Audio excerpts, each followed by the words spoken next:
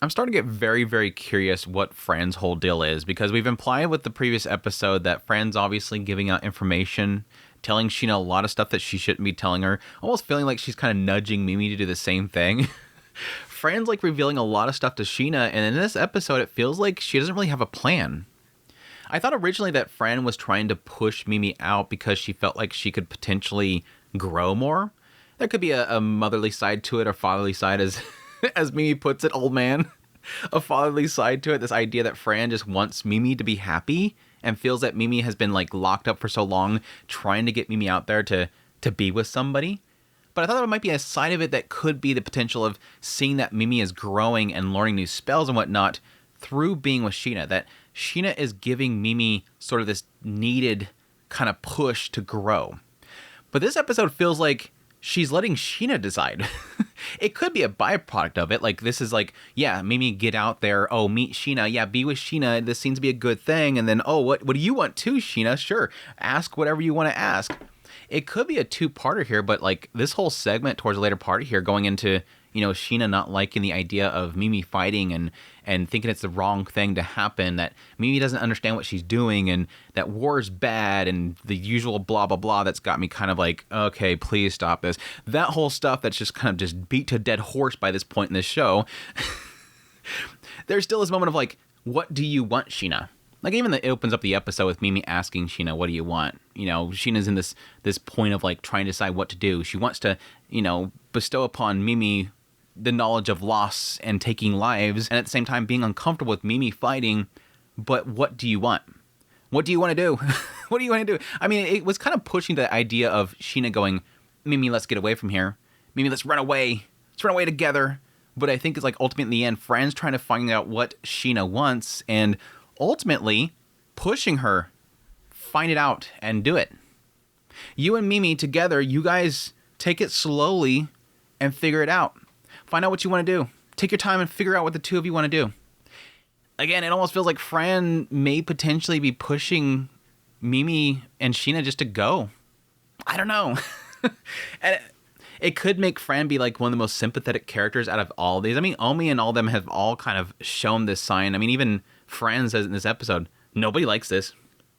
This whole battling thing that we're doing, we just have to.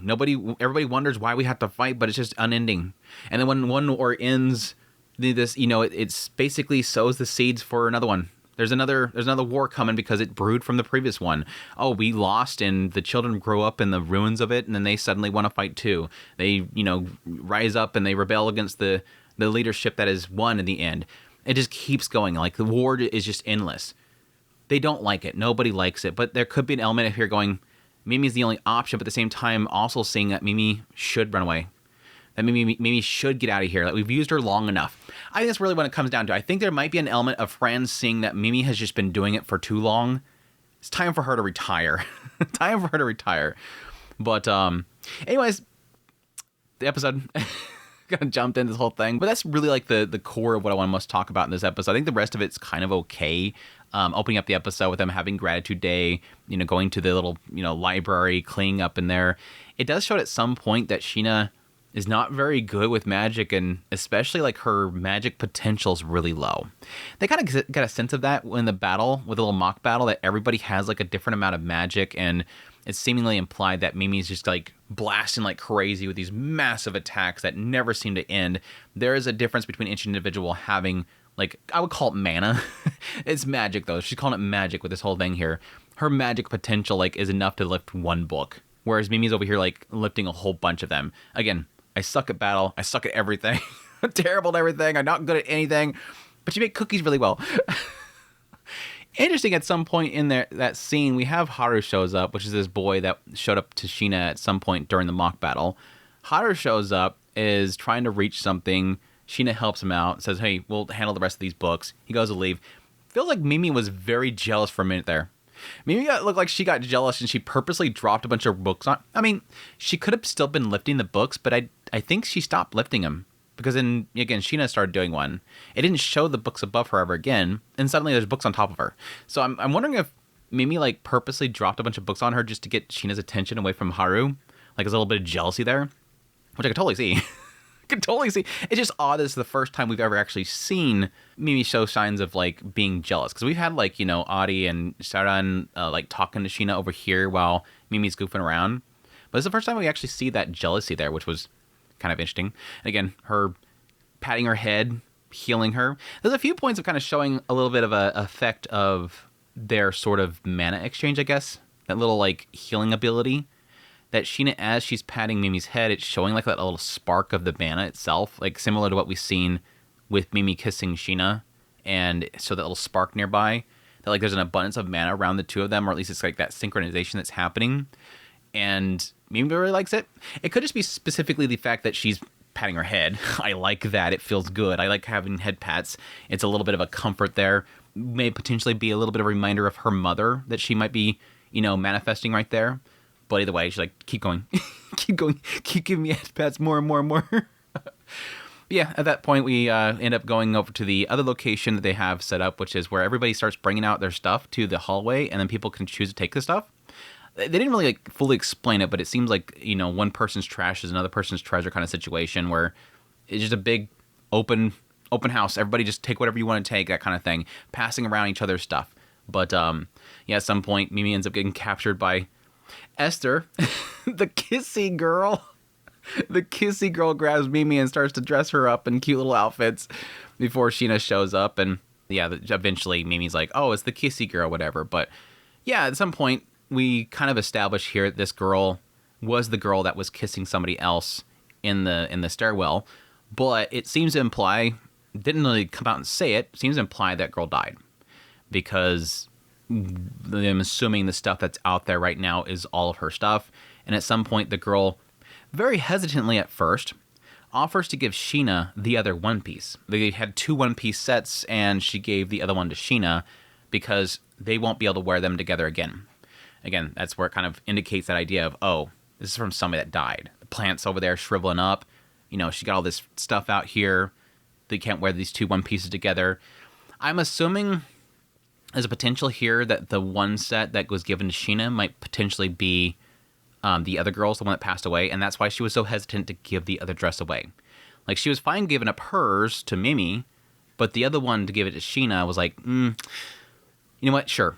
Go ahead and take these. We can't wear them again together. It sucks. It sucks. Again, and I think this sort of is, I wish they did a better job of this. This sort of is kind of what I think ultimately does well to get into the next part. Because following this, we have, you know, Mimi goes out to battle again, and then she comes back, and they go and have a bath together. She's supposed to go to Fran, but she decides to go to Shina. You're waiting for me. I want to spend time with you. They go to bath together, and the entire time, Shina keeps thinking about the fact that this little girl in front of me, this cute little girl in front of me, she's constantly having to fight. She has killed endless people. This isn't right. This isn't right that this girl should be doing this. She doesn't even understand what she's doing. She doesn't understand what it means to take a life. It is odd to have at some point Shina does acknowledge that, wait, I'm not really one to talk. I'm not really one to talk. I don't really understand this fully to be able to, you know, convey it to Mimi. But she has experienced it. Which it's odd that she didn't really bring this up. She has experienced loss. She had her roommate died. Now, it wasn't family. It wasn't a close relative or anything like that, but it was somebody, an acquaintance that she has experienced losing. But I think there's sort of an element where I think it could have been done better to, you know, connect it more to, again, who they just talked to. This Esther girl. We just talked to somebody that lost somebody, and they were giving away all their stuff, and she looked like she was pained. They were kissing together, so obviously they had a connection. They had a strong bond because they were able to synchronize to heal. So that showed they were together, and they were very close. And now, we're sitting here, and I'm washing you off, and you have blood on you that's from countless people that you killed. I mean, she was like, yeah, I learned this new spell that they were using, but I took them all out, though. Don't worry about it. Wiped them all out. Don't worry about it. She has no semblance of what she's doing here, and I think that's what Shina tries to convey to her. Doesn't really work very well. Like, Mimi doesn't really understand it. Like, yeah, okay, people are dying. I don't get it. But I'm alive. Don't worry. Because trying to equate to Mimi, like, what if you didn't make it back? Well, I'm going to make it back. I never die. How do I get this across to this chick? Yeah, in the end, again, it's kind of this element of her not being able to convey it to Mimi, but then Mimi just really kind of wanting to accept it because she wants to learn more about Shina, I think. I think that's what it's kind of implying there. Like, she's like, it's weird. I'm sorry I'm saying a bunch of weird stuff. I just wanted to tell you something. And then Mimi kind of just jumps on it, says, it's not weird. It's not weird. Don't worry. I'll remember it, whatever it is. Which really concerns me. What's going to happen next? Because she just went off to... Did she go to... Yeah, she's going off to battle now, right now, at the end of this episode. So it kind of makes me wonder what's going to happen when she comes back. Is she going to be like... Is she going to fail the mission? Like, because she's going to not want to kill anybody? She could potentially go out there and just injure a bunch of people. Maybe that's what she'll end up doing, but that ends up leading to her being, like, completely battered, potentially. Somebody's going to have to drag her body back in a body bag, and it's going to have, like, a lot of loss of life. That's probably what's going to happen. That's probably what's going to happen, is that she's going to go out of her way not to kill anybody, and that's going to lead to a lot of people dying. And then there's going to be, like, sort of a problem that she's going to run into. I didn't kill anybody, but then they're going to report that a whole bunch of people died. I think that's what's going to happen. I kind of wonder if that's going to be, like, sort of an after effect. It could be something they don't want to get into quite yet, but I think there is going to be a moment where Sheena has to realize that the passiveness is not going to work out for them. As much as you don't want, Mimi killing, as much as you don't want anybody on this side killing, you have to, because in the end, they're going to kill you. On the battlefield, you can't just say, hey guys, we've decided that we don't want to die anymore. It doesn't work that way. Leadership has to decide that, unfortunately, because people are just going to go out in the battle and seek victory. And if you show a sign that you don't want to fight, they're going to fight you. So, anyways. Yeah, the whole scene, that's when we get the scene with Fran. Again, her basically going, this isn't right. Like, what do you want us to tell him? You don't want Mimi to fight, but what do you want us to do? We don't have a choice. She's really powerful. She's basically keeping us from having a significant loss of life. It's limiting the amount of people that we're losing. We can't lose her as an asset. What do you want to do, though? But again, I think it's kind of interesting. In the end, her statement here is really figure it out.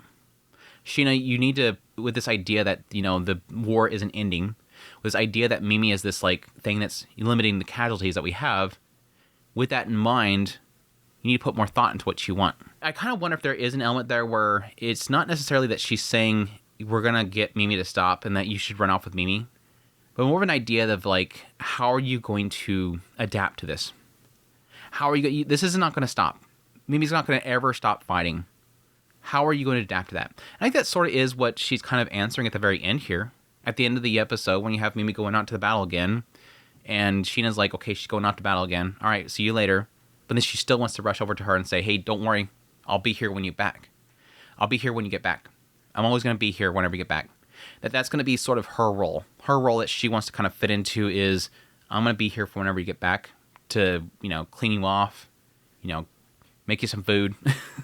I'm going to be the stay-at-home mama, basically. You got Mimi going out to battle, and she's going to be the stay-at-home mom. We're a little bit too early in the story for that to be like the ultimate conclusion here, but it feels like that's the direction it's going. I'm still waiting for the moment they're going to send Sheena out. She got to be sent out eventually. I don't know that... I guess it really depends on who's making the call about who goes out, because it's not going to be Fran. I don't see Fran doing it unless Fran really wants to push Mimi into learning something new, or again, what I theorized last episode, that Fran wants to push Mimi into trying to use the resurrection on Sheena to see if she's able to do that and not die. That she can unlimitedly basically resurrect people. But maybe not yet. Maybe she knows that she has to be a lot closer to each other. And that could be a lot of this experimentation is Fran wanting Sheena and Mimi to get stronger of a bond together before they do that. Then Fran goes over and stabs Sheena in the back and goes, all right, Mimi, do it. Anyways, that's my thoughts on the episode. Hope you guys enjoyed this video. As always, if you did, hit the like button below. Till next time, y'all take care.